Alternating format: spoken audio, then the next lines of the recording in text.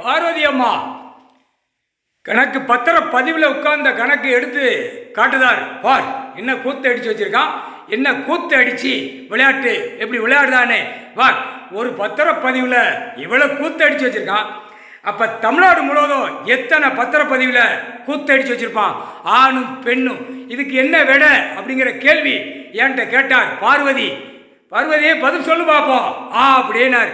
என்ன கொடுத்துருக்க மானிட பிறவிக்கு, ஆடு மாடு கோழி பறவைகளுக்கு எல்லாம் சாப்பாட்டு உணவுகள் நவதானியங்கள் ஏகப்பட்ட 100 ஐட்டங்கள் பூமியில் கொடுத்தேன்.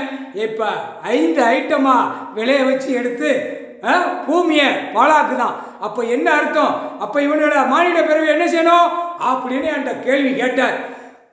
அப்போ கடவுள் என்ன தண்டனை கொடுக்கணுமோ அந்த தண்டனையை கடவுளே நீங்களே கொடுங்க அப்படின்னு நானே சொல்லிட்டேன். முக்கால் சத்தியம் புரிஞ்சிக்கோங்கடா.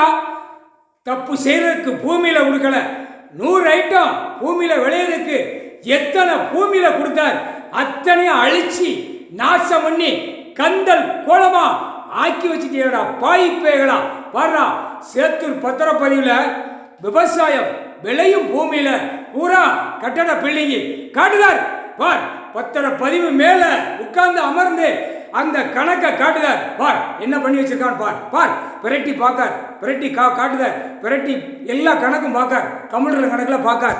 முக்கால் சத்தியம் எல்லாம் ஆஞ்சி ஈ மாதிரி கிடந்து பூமியை பாழாக்கிட்டான். பாத்தியா, அவனுக்கு உயிர் வாழ்றதுக்கு ஆணுக்கும் பெண்ணுக்கும் பூமியில் நான் கொடுத்துருக்கேன். எவ்வளவு சேட்டை பண்ணி வச்சுக்கான் பாத்தியா. அப்போ இதுக்கு தண்டனை ஏற்கனவே நான் கேட்டேன்.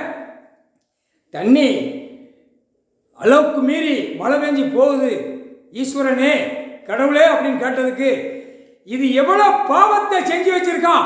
மரத்துக்கு தண்ணி இல்லை, பூமியில் உறிஞ்சி எடுக்கான். பறவைகள் விலங்குகள் சாப்பாட்டு உணவு இல்லை, பூரா அழிக்கான். என்ன காரணம், அதுக்கு விட கொடுக்கார்.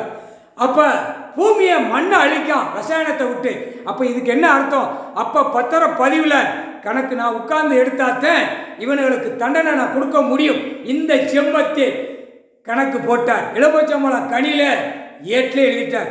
வானர படைகள் 30 வீரர்கள் எல்லா படையும் உள்ள வந்துடும் ஆட்டாமுட்டிக்க கணக்கு எழுதிட்டார். பத்திர பதிவில் பார்த்தா ஒவ்வொருத்தனும் ஏன் அப்பா காகித பேப்பரை அப்படி வீசி கெட்டு கெட்டா ஏன் அப்பா தூக்கி போட்டு மிதிச்சு போடுவார். முக்கால் சத்தியம்